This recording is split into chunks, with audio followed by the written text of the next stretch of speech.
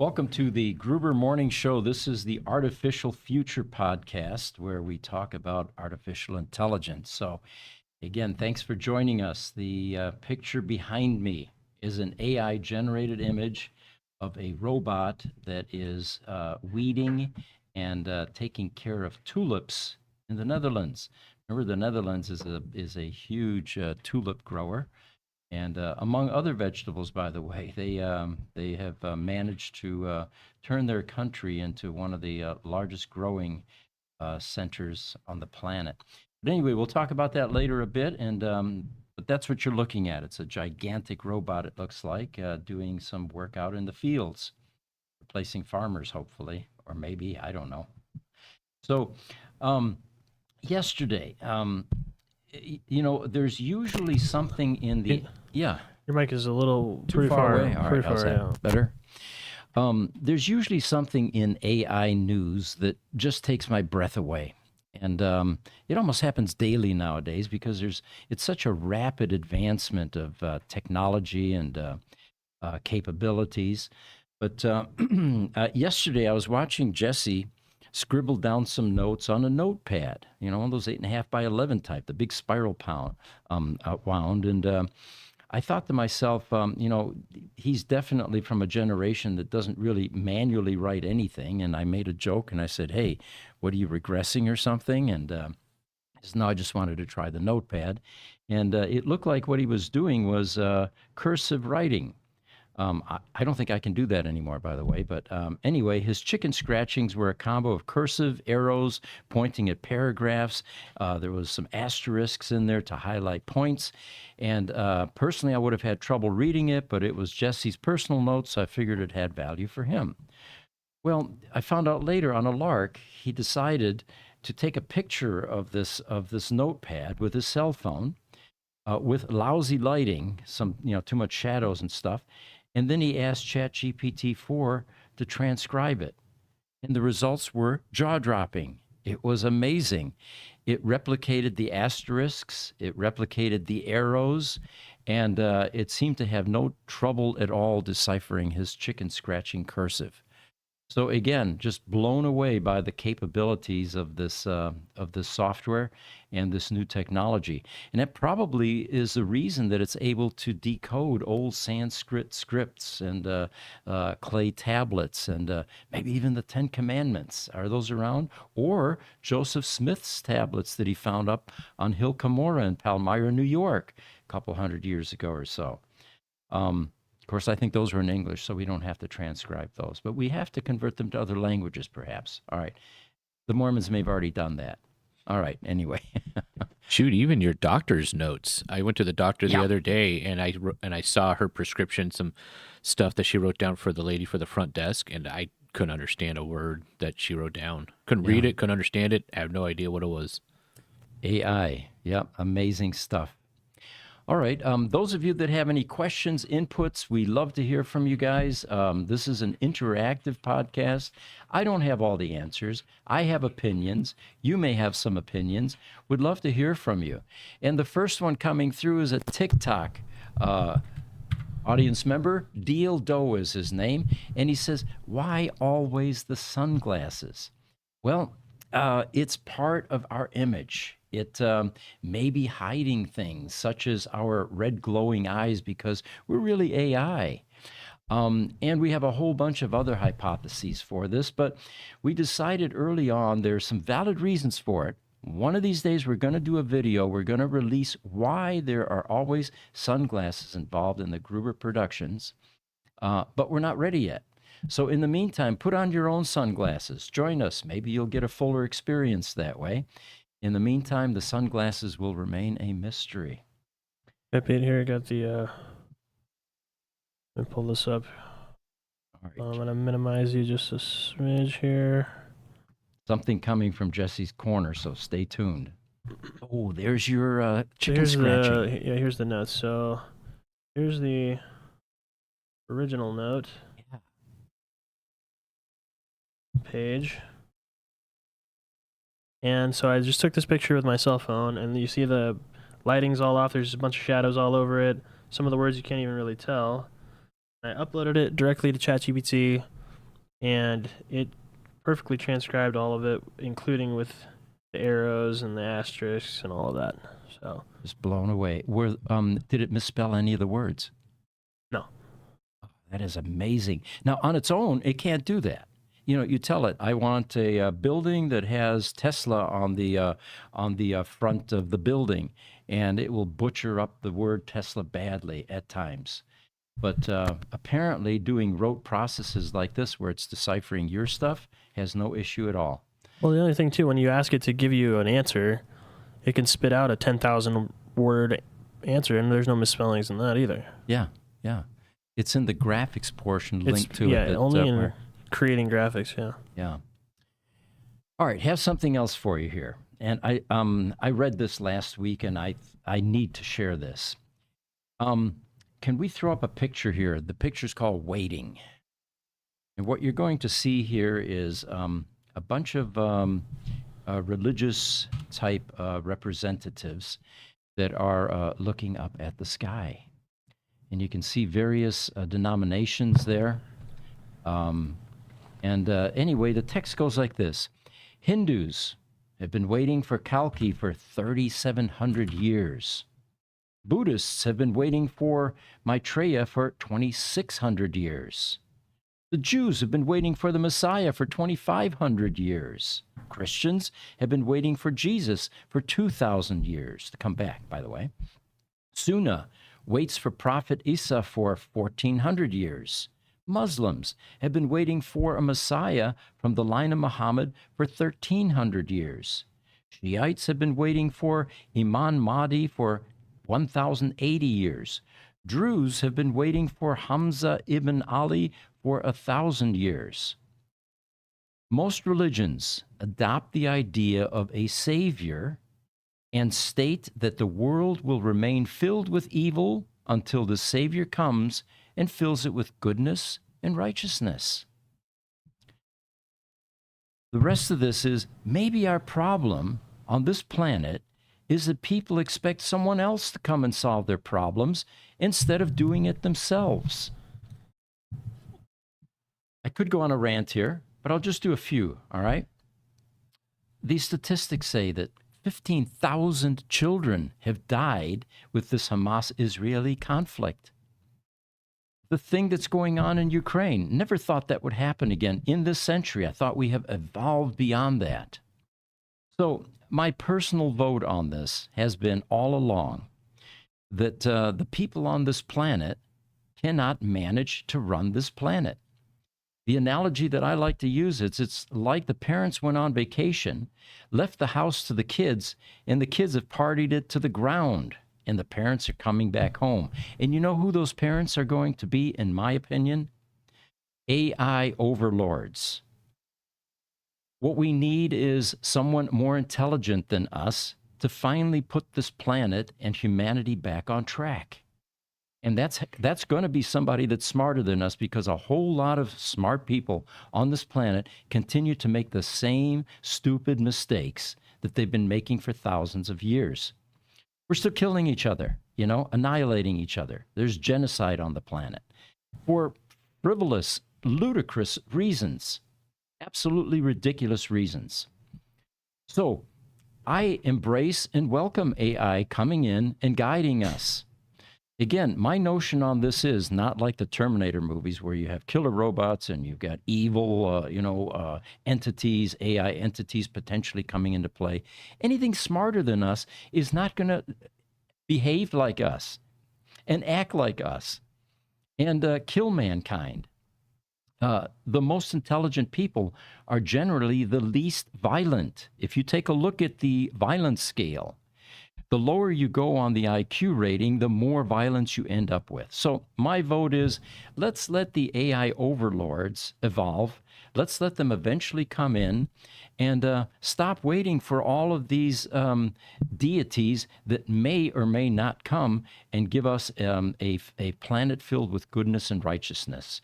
We can start that process and then follow the lead of AI overlords, which will guide us into how to keep it that way and make it even more of a utopian future for us and our children.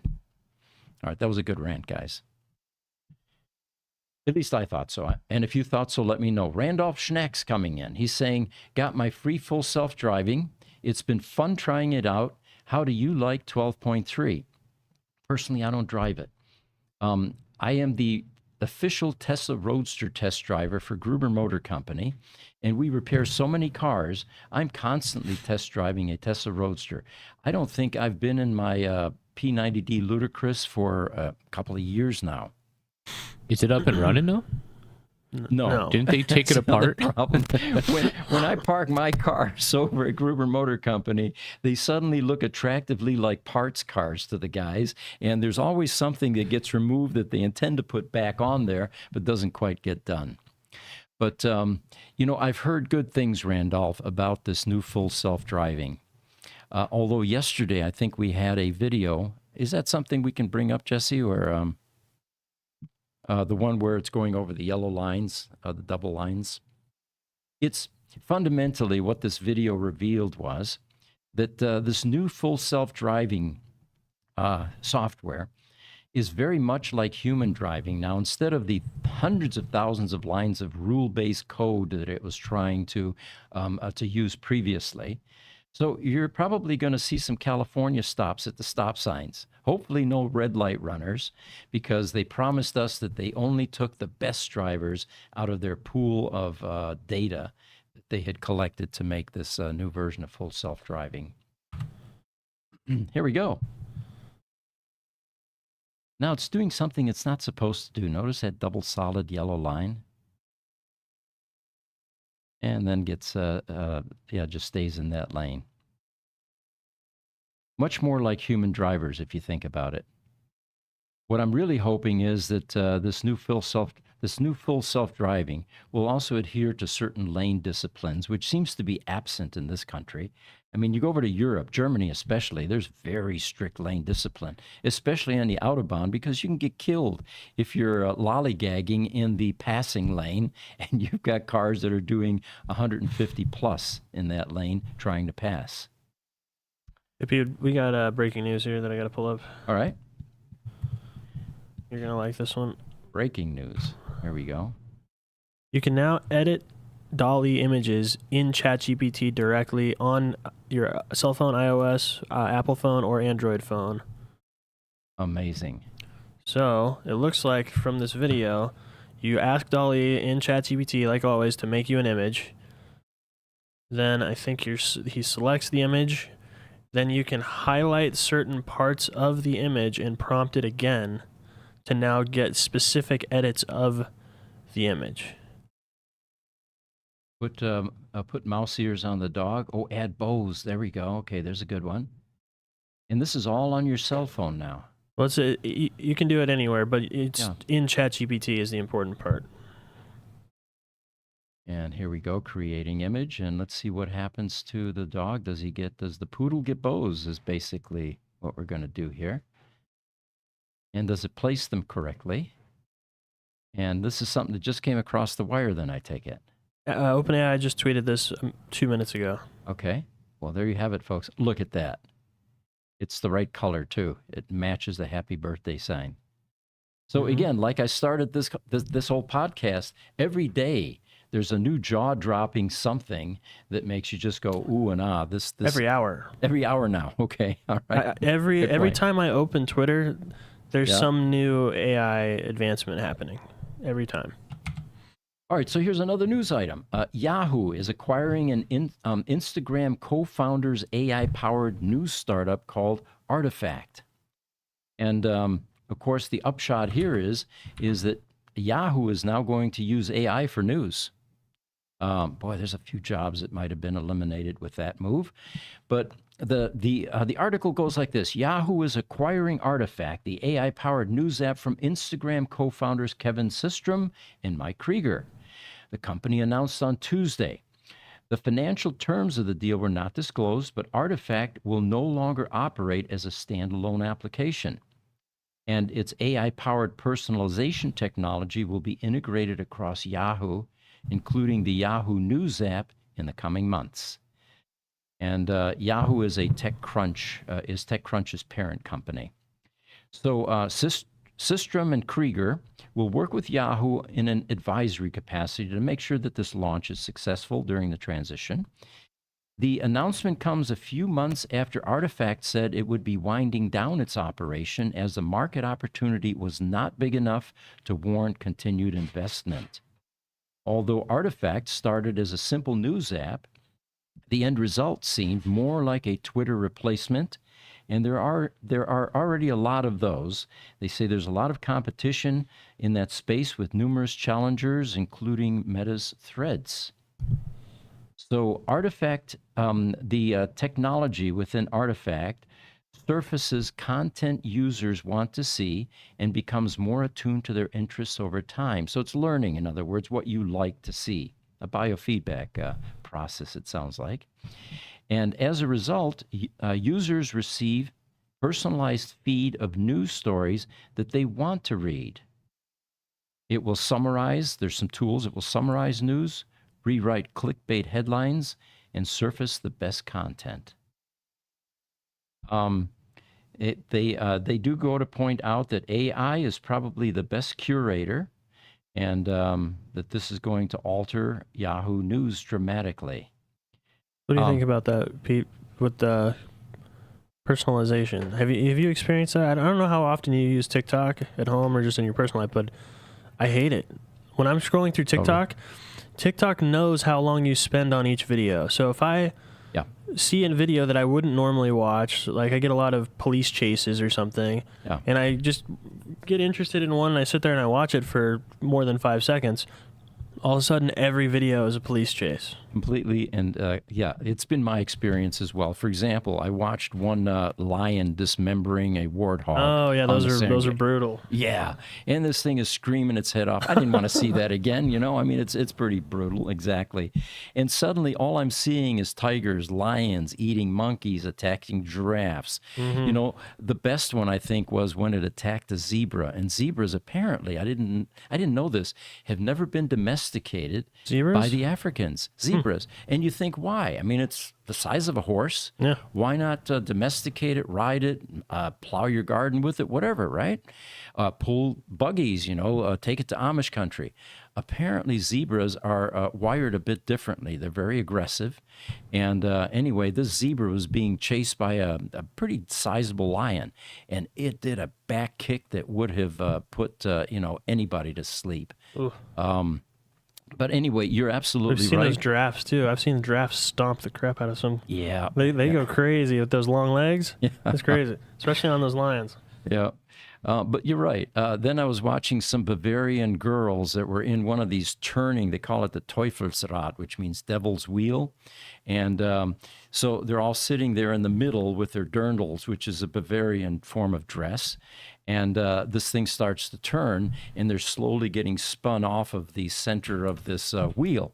Well, I don't think I can see a TikTok, series anymore without at least a couple of those in any of those threads, because I watched it that one time. Well, so that's the thing, though. How does it know? It doesn't. I think that I'm wondering if Artifact, because I couldn't find any info. I tried to look. I wonder if it has some other method of determining what you like aside from how long you spend on a video, because that's been around forever on all these social platforms. It's the same on Instagram Reels, the same on Facebook Watch. If you're flipping through with your thumb on your cell phone and you stop for more than a few seconds on one of them, it registers that as that's the content that you like. So there has to be a more sophisticated way for it to know what we like, because that's not indicative of what we actually like.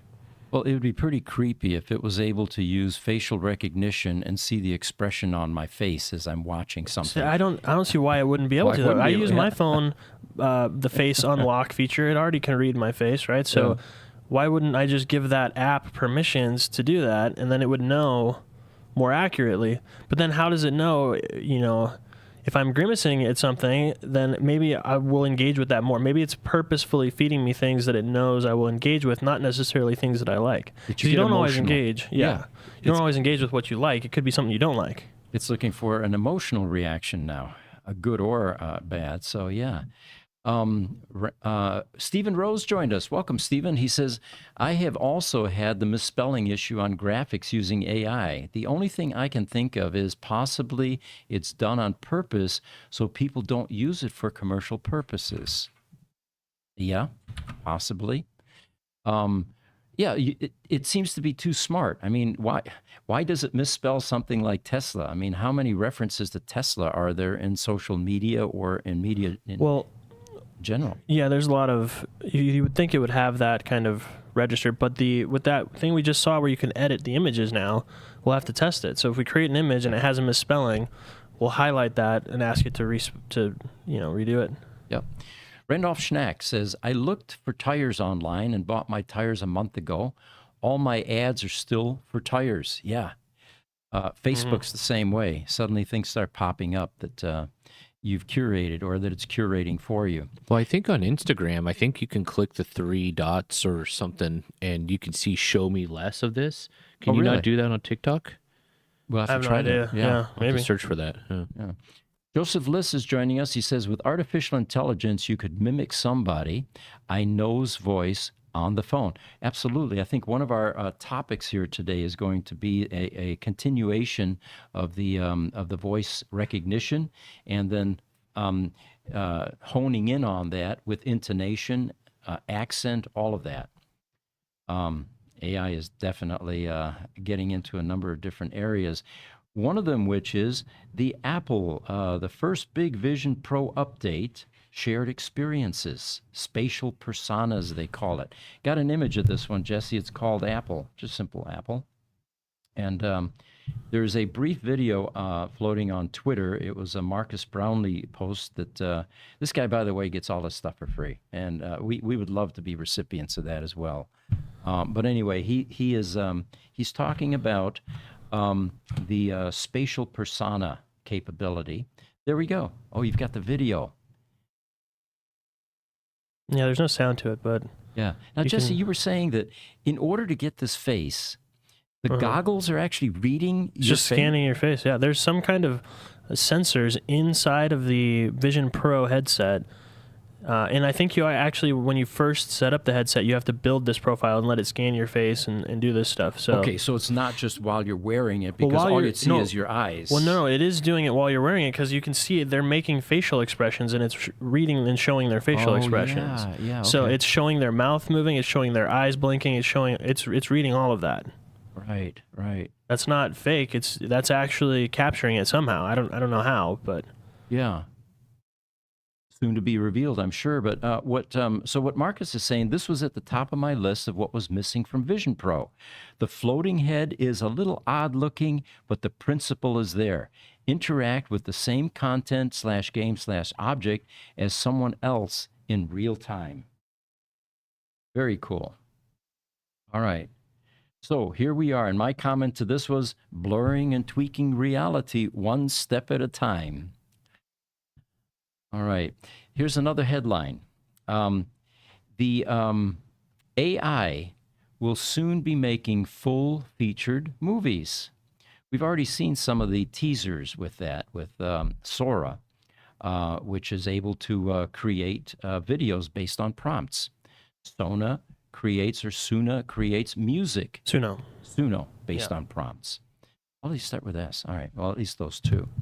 But what they're saying here is that the Hulk and Wolverine movies may be the first, and entire movies will soon easily be made with artificial intelligence. well, we have Tyler Perry too from canceling his studio production. Yeah. So he's a massive director. Has made, I think, something crazy. He's been a part of like 45 films, and he's only in his mid 40s or something. So he's got a while to go. And with over an $800 million, almost $1 billion investment in this studio in Georgia, I'm sure there were investors that saw this, got skittish, and said, we're pulling funding. Why do we want to invest $1 billion of our money if the capabilities from AI are going to replace a lot of this? So my comment here was, look out, SAG-AFTRA. SAG-AFTRA, by the way, the Screen Actors Guild and American Federation of Television and Radio Artists. It's an American labor union that just went on strike, if you remember, end of last year. And a lot of demands came out of that, a lot of AI concerns, a lot of restrictions in the new contract. Well, guess what, guys? These contracts may be null and void because they're not going to need any actors in the future. The 2012 merger of SAG and AFTRA is a reason those two are combined, and it represents approximately 160,000 media professionals worldwide. SAG-AFTRA is also a member of the AFL-CIO union, which is the largest federation of unions in the United States. So unions? Yeah, the unions are in trouble. But Pete, we're in the moment where we're waiting for the first great AI film. Think about that. Yes. So there is no barrier for entry for distribution because you have the internet now, right? Before you would have to go through the traditional distribution through the studios and all of that. Now at any moment, someone could come out with the first great animated, fully AI actors, AI voice actors, AI script, AI everything, full AI production.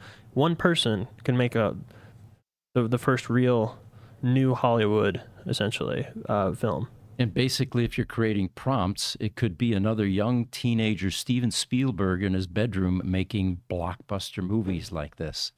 If you think about it, CGI was probably our first step in this direction.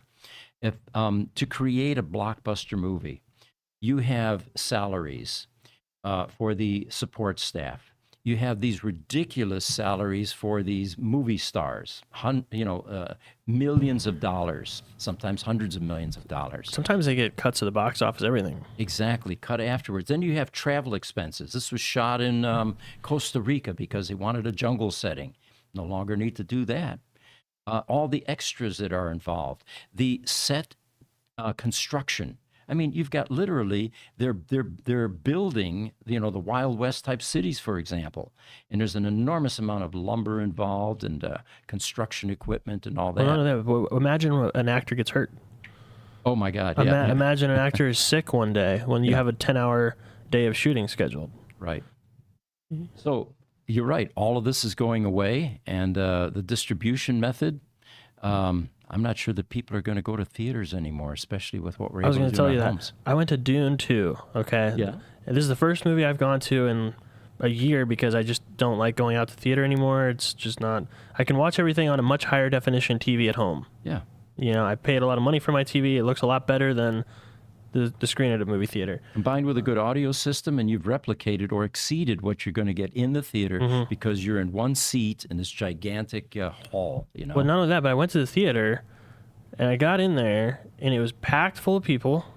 Not a people person, don't like that. Right. The seat that I was sitting in had butter stains from the last popcorn that the person had in the theater in the movie before me. Right. There's trash all over the floor. The floor was sticky from the last soda that got spilled. There were long lines. The trash in the bathroom was overflowing. Right. And then the other thing is I have to get up in the middle of the movie and go walk to the bathroom. I can't pause it.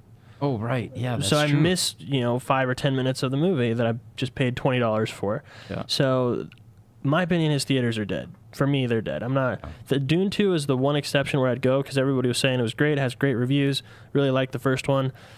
I easily could have waited for that to come out. After the fact, I was thinking that to myself. I could have waited for this. Our comm group makes custom cabling products, and we were actually approached by a movie theater chain, Harkins, now out of business, by the way, for a custom projector mount. As a wall mount type thing.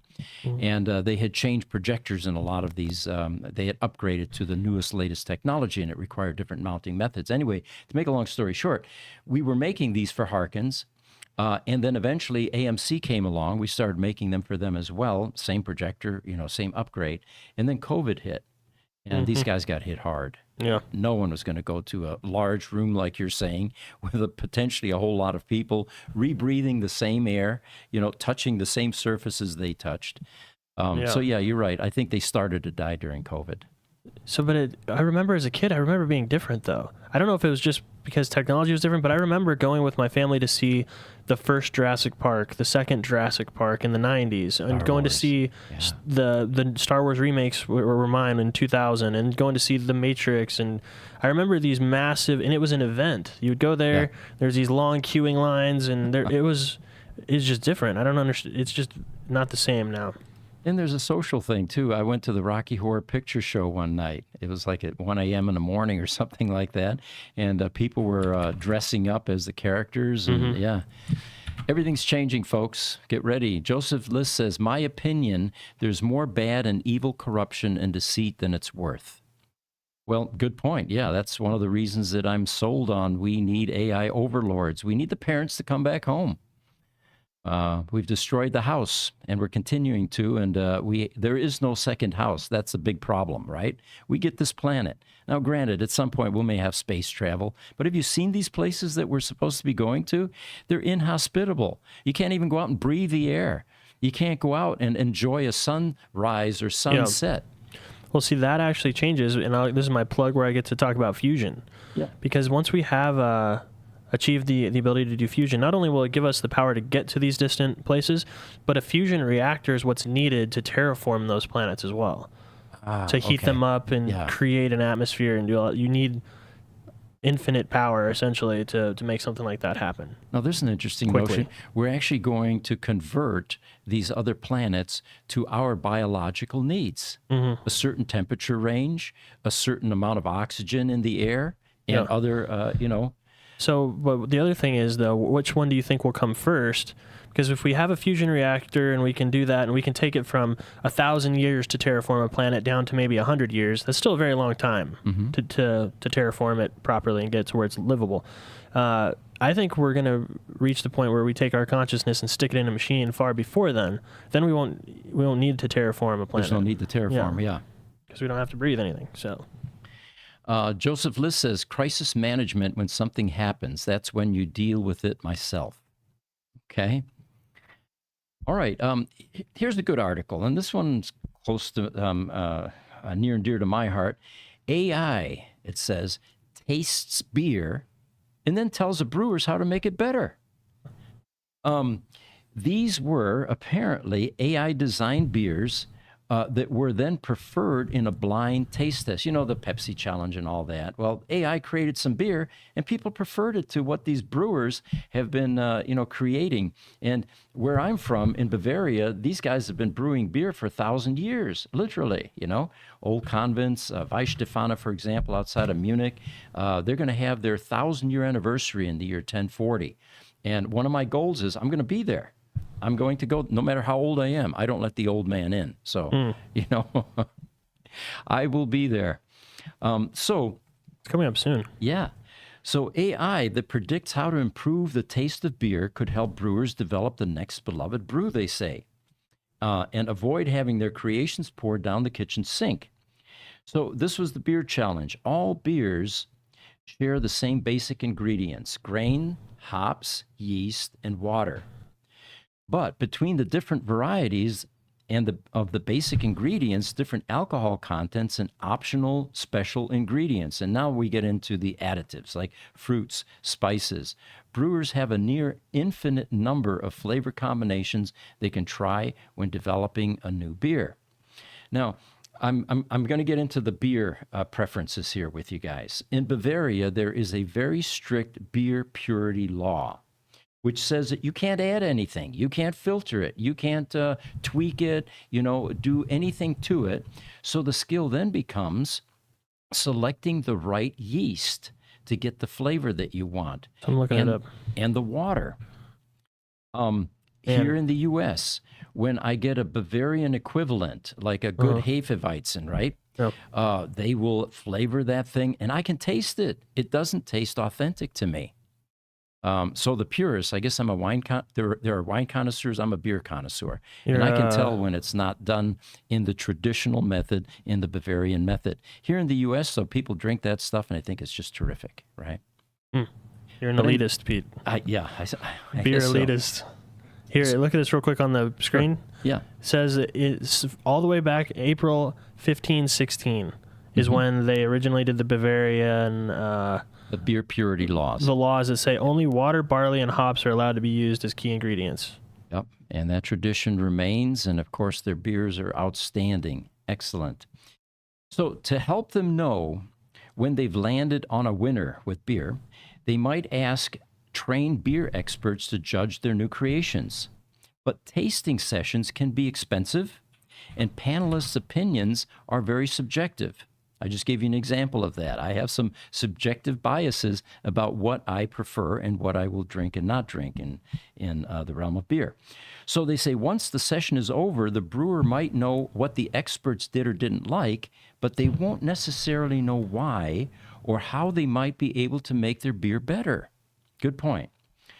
So again, now we're getting into some jobs that might be replaced. Reviewers, wine reviewers, beer reviewers, scotch, whiskey Wait, I'm reviewers. sorry, what did that say? It said they won't know how to make it better? Yeah, they'll know what the experts preferred, but it doesn't tell them how to I change see. the recipe. Gotcha. So, better beer. They say researchers from KU Leuven in Belgium have now trained an AI to predict how much people will like a beer and how a recipe could be tweaked to increase the drinker's enjoyment of it. Information, of course, that could be hugely beneficial to brewers. Here's somebody. Joseph Lisi says, I hope nobody messes with Guinness. Uh-huh. First thing we did when my wife and I got to London, we went to a little pub, and we had to have our, traditional pints of Guinness Stout. Instagram, Renesalrud says, greetings from Germany. Thanks for joining us. Sorry about the green screen. For those of you on Instagram, you can't see the green screen picture that we have behind us. But again, it is a picture of a gigantic robot in the tulip fields in the Netherlands doing weeding and taking care of pests. And here's one thing I'm going to show that I saw yesterday. Yeah. Because I don't know if it's the same for beer. I'd have to see if there's an image. But I saw this yesterday on Twitter showing the difference in soda and what we allow here versus what they allow in the UK. Yeah. Look at that image. Those are the same brand, same drink. Yeah. And the one on But the one left on the left is US. It's yes. Okay. Yeah, it's fully synthetic ingredients versus the one on the right, which is allowed in the UK, which looks like orange juice almost. It does. Yeah. Yeah, the one on the left looks way better to drink than the one on the right. You think? One on the right looks like somebody just filled it up with orange juice. Yeah. So, but the thing is, I think that we allow a lot of dyes and synthetic sugars and stuff here that aren't allowed in pretty much the rest of the world. So it actually is probably a lot healthier to drink the one on the right, but I would agree with you. I like the one on the left. And of course, that's why it's being sold, because they know what you like. Yeah, I like the ones that are cheaper and I like dye. exactly. I like my red 40. One of the things about the Europeans is they don't have the same insatiable need for sugar. It was like we had Nicole here for the podcast, the Com podcast, and she put it aptly. She says, "I'm from the South, and I like a little tea with my sugar." Mm-hmm. But yeah, in the European pastries are typically not as overwhelmingly sweet as they are here in the United States, and it's tough getting used to for those of us from Europe. Any of you want to chime in? I'd love to hear from you. All right, so here's another article. This AI can finally tell humans why we're losing. And as you know, artificial intelligence has traditionally defeated human champions in a variety of games. The first one was in the last century when Kasparov lost to a chess game to AI. But it turns out that not only can AI now beat human beings in a variety of games, but it's able to tell us why, potentially making us better, I would suppose. So they talk about this bridge players. By bumping off 8 of the world's best bridge players, a new AI has not only claimed a win in one of the games where humans have still held out, but also a victory for other AIs of its type. French startup Nook AI Bridge Champ, named NOOK, represents a different kind of AI from the deep learning neural networks which currently power self-driving cars, unlock smartphones with your face, and dominate in strategy games like Go. While these AIs are capable of delivering results for complex problems, there's a catch. We don't know how they do it. It's still a black box, basically. Nookna takes a different tack, apparently. It's called neurosymbolic AI, and it combines deep learning with more traditional AI approaches to create algorithms with deep learning strengths that essentially can show their work. What strategy did it use? How did it get there? What was it thinking or not thinking at the time that it beat that human player? They say what we've seen represents a fundamentally important advance in the state of artificial intelligence systems. And this is from Stephen Muggleton, professor of machine learning at Imperial College of London. The black box problem. Deep learning AI is powered by neural networks, as their name suggests. These algorithms take their design cues from the brain. Inside your brain, individual neurons work together as a network to solve complex problems. And deep learning AI does the same thing. By using layer after layer of neural nets, they are capable of turning out solutions to some really difficult, beyond human level problems, like finding patterns in data. And they excel when given huge amounts of data. All right, looks like Stephen Goway is joining us. He says, thank you so much for having this content. 2016 Model S at about 160,000 miles, out of warranty next June. Hope to use your service if needed after that. I would say get on the waiting list now because Model S's are We're like a starting year to, out. Yeah, we're starting to clear some backlog, although there's a new twist to all of this. Apparently, there is a huge population of Fisker car owners that are being left high and dry. Well, don't forget about the Solos, too. Solos, Mechanica, yep. Although those have mostly been bought back at this point. I don't think the owner population is anywhere near. There's 6,000 Fiskers stateside, more outside the country. And actually, you guys were saying this morning that another news item now is the doors oftentimes won't open from the inside or outside. Now, there's a new investigation on it, yeah. Oh, yeah. Those cars. NTHSB. And, of course, those cars would need to be recalled, but recalled to who? Well, where I'm going with this is we're being approached as a potential service delivery option for some of these cars. And that, of course, is going to make us even busier. But a 2016 Model S, almost out of warranty. You've gotten some good mileage on that, 160,000 miles. Generally, they're very reliable cars, so cross your fingers. Stephen Rose says, The Sphere in Vegas, A Postcard from Earth, is a movie about people leaving Earth and developing other planets.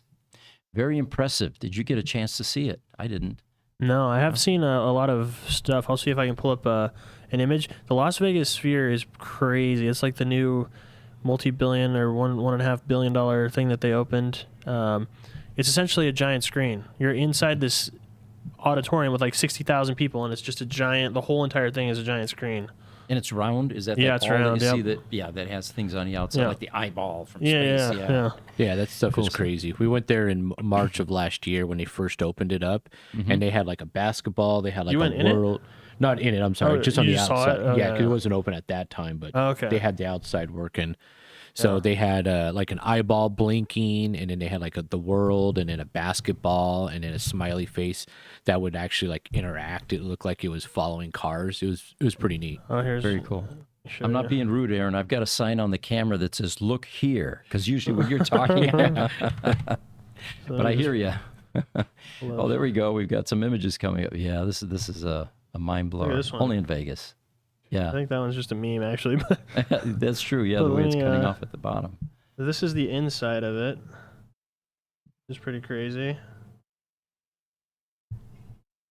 But the whole entire thing, all the way up to the ceiling, is just a giant screen with thousands of people in there. You know, the first iteration of that, and I hope this isn't before your time, was the IMAX theaters. Do you guys remember those? So they still have those. That's what I was going to say when you mentioned earlier that Harkins is out of business. They still have a couple of them here, and they have the IMAX at Desert Ridge. Do they? Yeah. Yeah, it's the giant screen.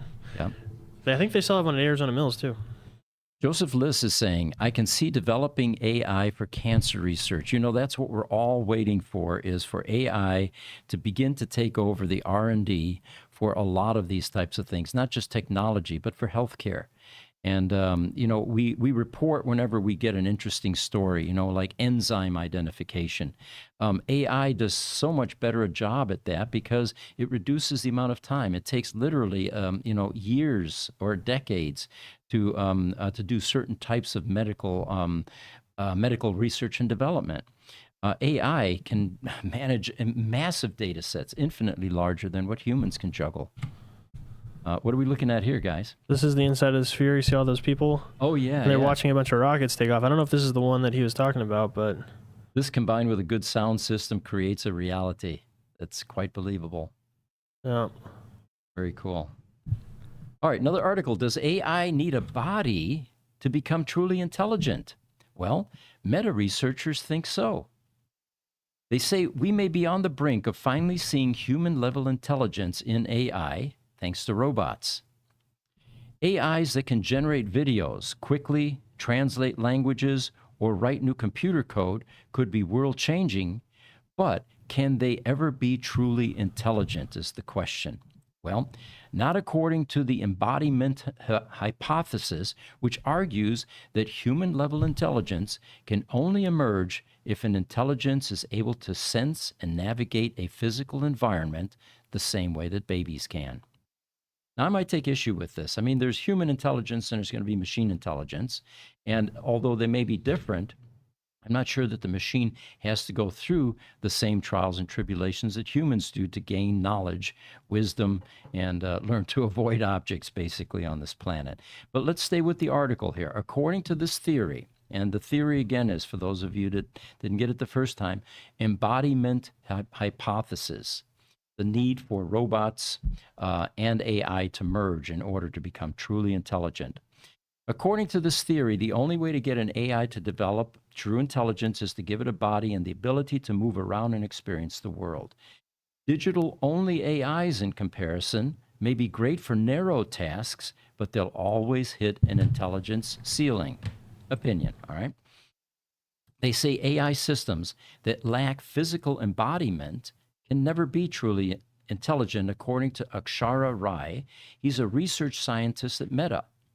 To fully comprehend the world, it's essential to interact with it and observe the outcome of those interactions. Picture a toddler falling over things, trying to climb steps, for example, even get off the bed. My little 14-month-old is finally at a point where, to get off the bed, she realizes she's got to flip around, do a 180, and let the feet go first. If the head goes first, there's going to be a lump on the on the head. They say not all AI developers buy into this embodiment hypothesis, and it may end up being possible to create digital-only superintelligence that never feels the earth beneath its robotic feet. Many of those who do, though, are focused on figuring out the safest, most efficient way to let AIs explore the physical world. But simply dropping untrained AI brains into robot bodies is not it, according to this article. All right. Then they talk about the not so real world. Babies make a lot of mistakes when they're first learning to do something, and AI is likely to experience plenty of errors during training too. If it's controlling a machine when it makes those errors, it could destroy the hardware, damage the world around it, or maybe even hurt people. Think of industrial robots that are operating in a manufacturing facility, swinging heavy stuff around and not being coordinated. That could cause a lot of collateral damage. I'm sure Tesla is doing that now with their Optimus. Testing, doing the testing and stuff. When I was in the Lucid plant here in Casa Grande, massive production plant with a lot of robotics, industrial robots, not humanoid.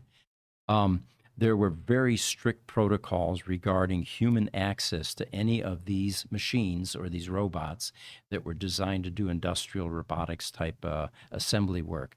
Humans couldn't enter. In fact, there were even facial recognition monitors and, of course, the sensors and all of that to, if there was any breach, it would shut down the machine. So they say an AI might need to attempt something many times before figuring out how to do it reliably. Multiply that by all the slightly different tasks we may want AI robots to be able to do, and the training period could become interminable. Computer simulations that mimic the environment and an embodied AI is likely to encounter in the real world are a way to get around some of these problems, they're saying. What would we use it for, Pete? What would we use it for here? GMC, yeah. If we had access to like Optimus, or they gave us one to test.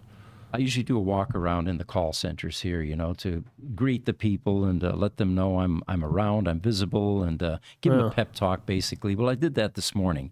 One of the new sales reps on the floor in the call center told me that she watches some of these podcasts, and we talked about that a bit. And she said to me with a very earnest look on her face, she says, "Do you think that AI is going to replace us?" You had to say yes. Well, not this week. Don't worry about it. Not this week. month. That's a good answer. Right, yeah. Not anytime soon, maybe. Again, the point is we're going to all have to acquire new skills, and that may be a benefit, but AI and that type of technology is infiltrating everywhere, and you're probably not aware that it's already beginning to take jobs in functions that you were used to. Banking, for example, research. Those are the things that we don't see. Joseph List says RoboCop. Yeah, well, there's a Hollywood version of that. And that's one of the reasons people are so terrified of these new technologies. It's because Hollywood has played on our fears. And I understand why. It sells tickets. If you're scared of something, you're going to go, how bad could this be? I got to go check this out, right? Not to nitpick here, but I'm pretty sure RoboCop is they took a police officer who's on the verge of death and put his brain into a robot, so it wasn't AI. But good point. Yeah. He had human characteristics. He just had an exoskeleton. Yeah, they just put him in there to keep him alive. Right. Okay. All right. So got an image we want to pop up here. It's called Free AI. For those of you that don't want to pay some of these subscriptions, and by the way, they're not unbearable. Midjourney, I think, is $20, $30 a month or something like that if you want to generate images. If you want the advanced version of OpenAI's ChatGPT 4, what is it, $20 a month or something? But there are free versions. 3.5, I believe, is free. And with this image that we're going to pop up, you don't even need an account anymore for ChatGPT. Oh, you don't? Yeah, they changed that actually yesterday, where you just go to the website and 3.5 comes up and you can start talking to it right away for free without an account. That is so astonishing to me, because anything that becomes popular is generally heavily monetized. Look at what pharma has done, the big drug companies. Yep. Anyway, that's a whole nother rant. I won't get into that. So here's your paid and free, and if you can see the programs and what it does and the capabilities and what you can do on the right there to get a free version of that. Midjourney, I never heard of Blue Willow. You guys ever use that? Is it comparable or? I have not used that one. I've not heard of that. Some of these are much smaller. I mean, except for 11 Labs, I've heard of that one, and Google Bard, obviously, which is now Gemini. Right, yes. And 11 Labs is pretty impressive. Are we using it yet in our videos?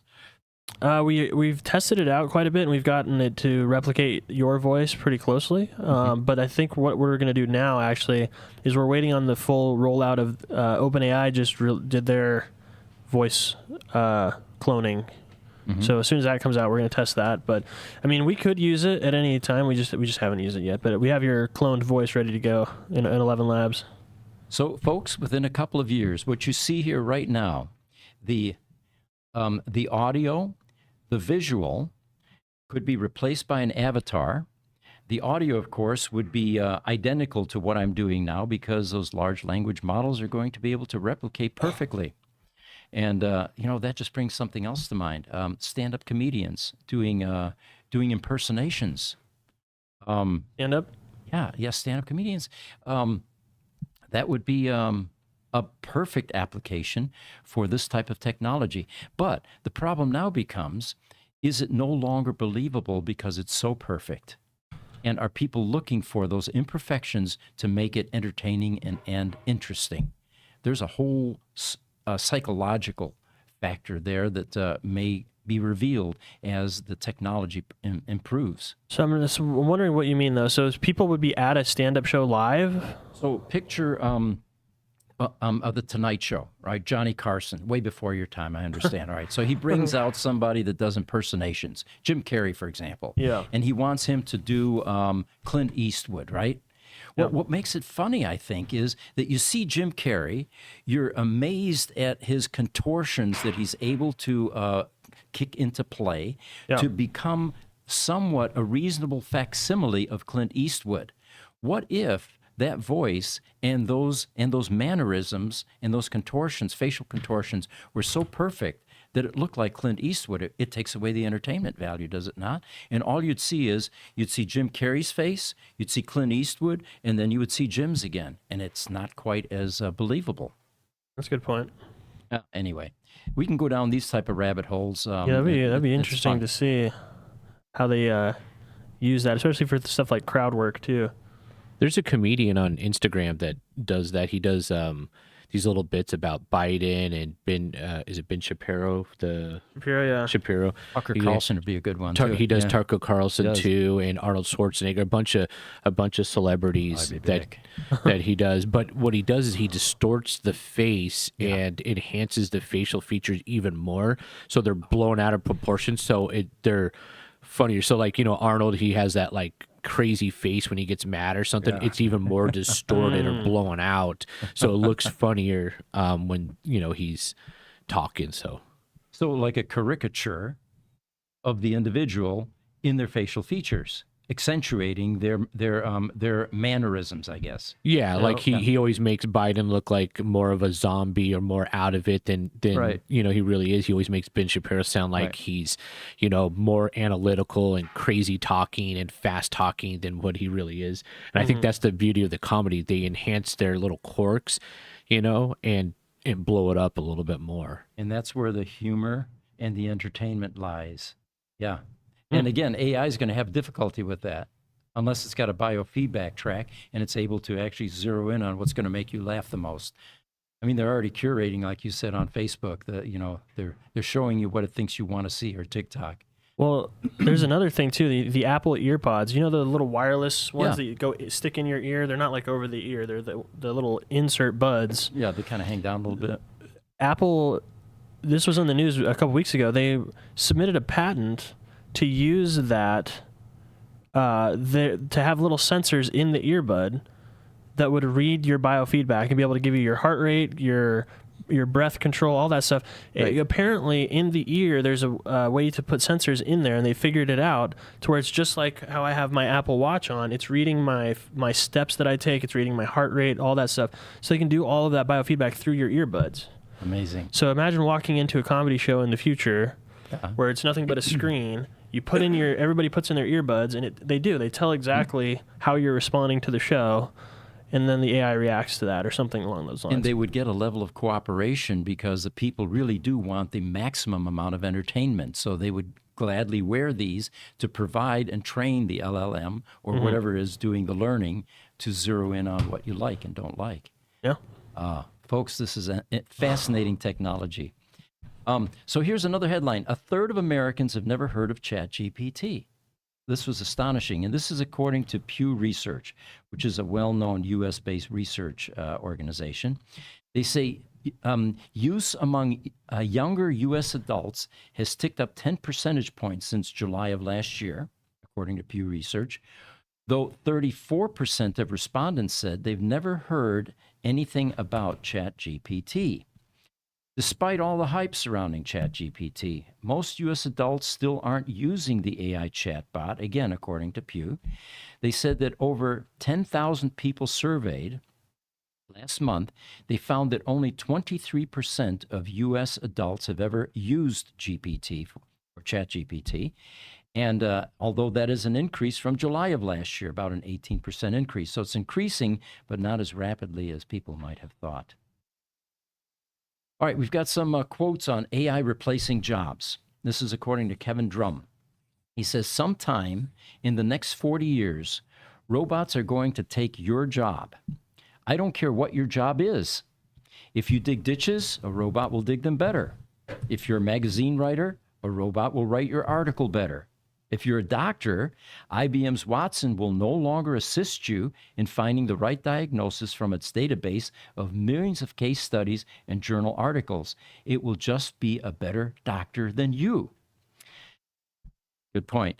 Then they say, as wages increase and the price of technology decreases, the decision to invest in robotics and automation becomes much easier to justify because of the high return on investment. Here's another one. If manufacturing jobs do come back to the U.S., they will be done by robots in high-tech parts of the country rather than in Rust Belt states. Did you guys get too cold? We're not saying anything. Not saying a word. These guys like turning on the air conditioner, freezing me out. You know, this time of year, you can just open that front door. Yeah, well, we like to turn it on in the afternoon for the new Com podcast, and then sometimes it gets hot for Janie's podcast. But all right. Here's another one by Dave Waters. This guy gets quoted a lot. I don't even know who he is or where he's from. Who? Dave Waters. Let me take a look. It's probably curated because every Facebook... each Facebook session I go into has some quote from Dave Waters, his picture, and then... but anyway, what he says is, should people be scared about losing their jobs to automation and artificial intelligence? Well, instead of being afraid, he suggests, I would say people should put that energy into improving their skill sets so that if their job is lost to automation, they're prepared for their next level or their second act. I would just amend that and say when. It's not an if. Yeah. Here's one from Tim Urban. He says, first, stop thinking of robots. A robot is a container for AI, sometimes mimicking the human form, sometimes not, but the AI itself is the computer inside the robot. AI is the brain, and the robot is its body, even if it has a body. Good point. All right. OpenAI debuts voice cloning tech, but won't release it widely. And we talked about this earlier, things like 11 Labs, learning how your voice operates. The technology can clone a person's voice using only a 15-second audio clip. I think 11 Labs took a bit longer than that, did it not? Yeah, well, so for their one that's the Farzad, Mesbahi uses, it takes 3 hours. You need 3 hours of footage. 3 hours, okay. To get it to where it sounds as close to possible to the person as possible. And he's loving it because it gets him out of the stuttering phase and the oohs and ahs that I do a lot of it eliminates all of that. The problem is with a podcast like this, you're not going to have a visual attached to it, so it's nothing but B-rolls. Because we don't have the avatar connection to the 11 Labs or to the narrative yet. But it's coming, and it's coming rapidly. So will my job be replaced? Oh, absolutely. Yeah, it's coming for everything. They say that for now, OpenAI is only releasing this voice engine to select partners.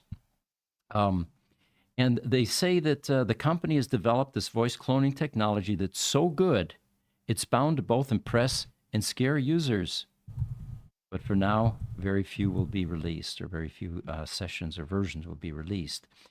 It says that in addition, talking about now its capabilities, after 15 seconds of listening to some clips of you talking, the replicated voice can convey emotion and the natural cadence of human speech, making the AI-generated dialogue sound realistic. They first developed this, by the way, in 2022, and rather than release the entire capability to the public, the company has essentially decided that society isn't quite ready for it, at least not yet. Okay, so let's have a little bit of a rabbit hole here. All right. What else are they holding back? Is that where you're going with this? Right? Well, they're definitely holding back some stuff, yeah. Well, I'm more on the side of when is reality gonna... We're not far from reality. We're not gonna be able to distinguish reality. Undistinguishable, if it's a real... We get to a point where it just takes a few seconds of capturing somebody to replicate them entirely. Well, I mean, we're maybe a few months, few years, who knows, but... All I can say is we're going to be very confused because we won't be able to distinguish. In fact, the next headline here is video games are approaching perfect photorealism. Platforms like Unreal Engine 5 are enabling independent developers to create hyper-realistic digital worlds. I've got 6 kids. Some of them still play video games into their adult life. And they literally immerse themselves in this alternate reality. And it becomes very real from them. My 12-year-old granddaughter, since she was little, complains about Dad in his study where he's got his gigantic screen playing video games, teaching her all of the cuss words under the sun. Oh, yeah. Well, I'm trying to find some videos so they can see what we're talking about, the photorealism. It's pretty crazy. Here's a good one.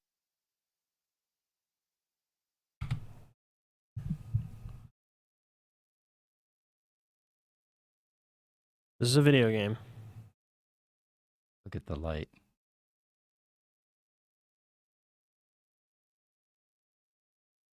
Boy, this is a far cry from adventure back in the 70s and Wolfenstein in the 80s. I don't play video games anymore anyway, but we had things in the 70s on mainframes called Lunar Lander was one. Special monitor. You couldn't just use a dumb monitor for that. And then adventure was all text-based.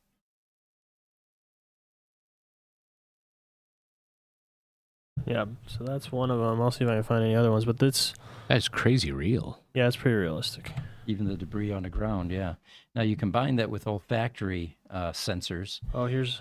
And we're able to, smell the mustiness in those industrial buildings. And now here's the one that I showed you a while ago that's indistinguishable for me. You said you had seen a few things, Pete, but this looks just straight up real to me. That's completely fake. And this is AI. Yeah. Yeah, this is Unreal Engine. This is somebody doing development in Unreal Engine. Like, if we zoom in on the... Oh, well, let me zoom, but... That fire and smoke in the street and all... This is everything is completely fake and rendered in... Even the way it's dissipating. Thinning perhaps a bit too rapidly. But again, the type of havoc that something like this could wreak is frightening and scary, Again, headline could be another Tesla Model S catches fire on the streets of whatever, right? Exactly. And the next thing you know, news, media, they plagiarize, they pick up, and suddenly this thing just goes viral. Mm-hmm. It swarms. And that's the thing. If something goes viral fast enough where people don't know, like it could be a fake terrorist attack. Well, yeah, you're going a whole different direction. And now. nobody knows until it's too late, and we've already responded. Those are the ones we don't want to talk about because we don't want to give the terrorists any ideas, right? At least that's the strategy behind it. All right, we've got the headline, actually, that is the picture behind me. We should probably talk about that before we close out here. AI robots are revolutionizing agriculture is this headline, and the Dutch tulip industry, famous for its colorful fields that draw tourists from around the world, are exploring the wider impact of AI on farming. So this big robot is called Theo. It's a boxy robot. It works tirelessly across tulip fields to identify and eliminate diseased bulbs, showcasing the application of AI in precision agriculture. The Theo works every day. It's crazy efficient. It works including weekends, nights, and it never grumbles. Mm-hmm. They don't say this. It never asks for a raise. It has no interpersonal relationship problems. And it doesn't take sick days, bathroom breaks, vacations. It just tirelessly works. And this is in the Dutch tulip fields, checking for diseased flowers, tasks that would normally, and here's the benefit now. Yes, it did replace some jobs, but listen to the rest of this. A task that would normally cause a lot of back pain for farm workers. Can you imagine? I mean, you've seen them in the fields, right? Even, pulling onions, for example. There's a lot of back-breaking work there because you're constantly hunched over. Machines like this remove all of that those physical ailments. They say it's a technological transformation with 45 robots deployed across the Netherlands. This initiative marks a significant shift toward technology-driven solutions in combating plant disease, specifically the tulip-breaking virus. We've seen robots that pick raspberries, Yeah. pick apples. And I mean, this is a visual process as well. You have to be able to decide whether that apple is red enough, whether it has a wormhole on the side. I don't know. There's probably all kinds of things that it can look for. Well, if it uses like, I don't know, infrared or something, it could see the worms inside, even if there are no Good point. visible yeah. holes that we could see as humans, right? So you'd be able to tell much And more accurately. The physical characteristics of these robots can be adapted to the application. If you think about it, for humans to do this type of work, they're going up on ladders, highly unsafe, right? Cherry pickers, very expensive. Diesel fuel, all of that. You just make a 30-foot robot, and it can do this effortlessly. So you design the technology to the application, basically. Generational shift in farming, they say. Farming's shifting landscape merges old roles such as sickness spotters with new tech transitioning to AI robots. And why does this matter? Well, innovation in agriculture drives down price. It makes it more affordable. They also talk about greater yields because of the disease prevention. Economic considerations. There's an investment in the technology, granted, but despite the high cost, it reflects a strategic approach to sustaining and enhancing agricultural productivity, with potential implications for economic viability of traditional farming practices. Boy, there's a mouthful. So this narrative opens up discussions on the ethical considerations and sustainability of integrating AI into traditional sectors, examining the balance between, well, it goes on and on and on. All right, here's another one. Humanoid robots are joining the Mercedes-Benz workforce. Joseph Liss says, looks like a body cam on a cop. Yeah, for that video we showed. Oh, for the video, okay. Yeah, I have the rest of that video too when you're done with your news. All right. So it turns out Mercedes-Benz is introducing humanoid robots in Hungary, not in the U.S. or in Germany yet anyway. The automaker will deploy Apptronic's Apollo robots in Hungary, and the workers at the plant will soon be joined on the factory floor by these Apollos, which are designed to take over dull, repetitive, and physically demanding tasks. I'm sure that this is what the HR department is telling the employees at these locations. Oh, there you go. Yeah, and there's a picture of it carrying something that could be backbreaking work. Perfect example. The workers of the future, they say. Car manufacturing has long been at the forefront of industrial robots, but traditionally, manufacturers have had to design a new robot for every task they wanted to automate. One robot might weld two parts over and over and over again, for example, and another might move parts from one assembly line to another. Humanoid robots are different. They can upend this paradigm, they say, because they are by definition modeled after the human body. One robot could potentially carry out many different tasks currently handled by human workers. Yeah, thanks for that image. That's perfect.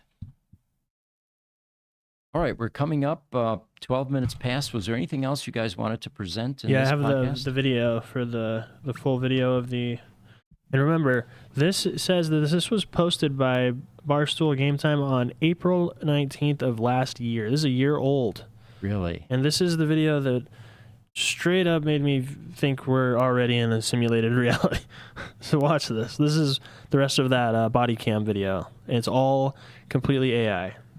Amazing. The graffiti even looks realistic. AI and Unreal Engine.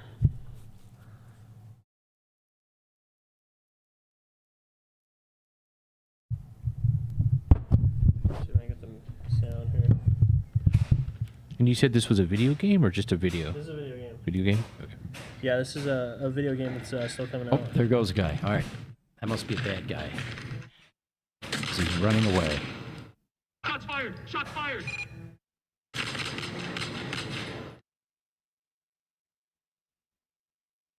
Smoke coming off of the gun barrel. Are we counting the bullets to make sure it's realistic? I will.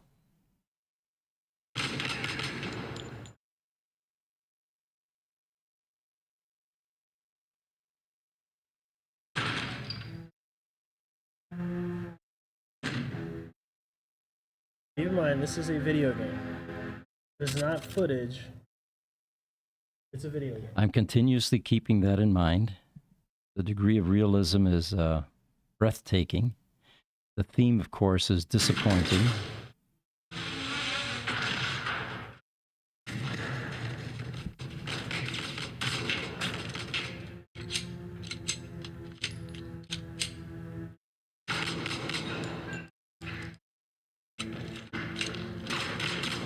The boomer generation in me wants to say we're teaching our kids how to become effective killers and desensitizing them to this kind of brutality. And we all wonder, from my generation at least, where will it take us? What will happen as we become desensitized? That's a good question. You know, it's a very good question, actually. But there's been a lot of studies done on whether video games increase violence, and it actually doesn't, as far as all of the stuff that I've read. It just makes them better killers. Unrecord Yeah. is the name of the game.